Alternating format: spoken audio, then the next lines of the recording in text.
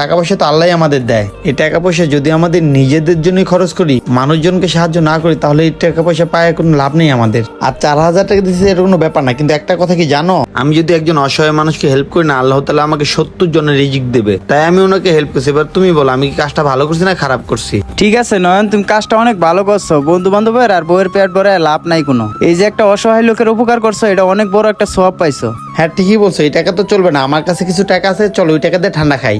আরে না না নয়ন, দরকার নাই, এমনিতেই মজা করছি। আরে পাগল আসো তো চলো।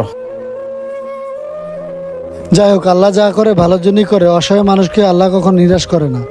সাথী, আমি তো 4,000 টাকা পেয়ে গেছি, আর বাড়িওয়ালার টাকাটা যাই সন্ধ্যাবেলা ভাড়াটা দিয়ে দেবো। সত্যি? তুমি কোনো টেনশন করো না। আচ্ছা ঠিক আছে। তোমার আব্বু আমার কাছে টাকা ধার করা লাগবে না, আমি এখানে টাকা নিয়ে আসতেছি। আচ্ছা তুমি সময় মতো বাসায় চলে এসো। আচ্ছা আচ্ছা ঠিক আছে, রাখো। আচ্ছা বন্ধুরা ভিডিওটা ভালো লাগলে অবশ্যই টাইমলাইনে পাঠিয়ে দেবেন।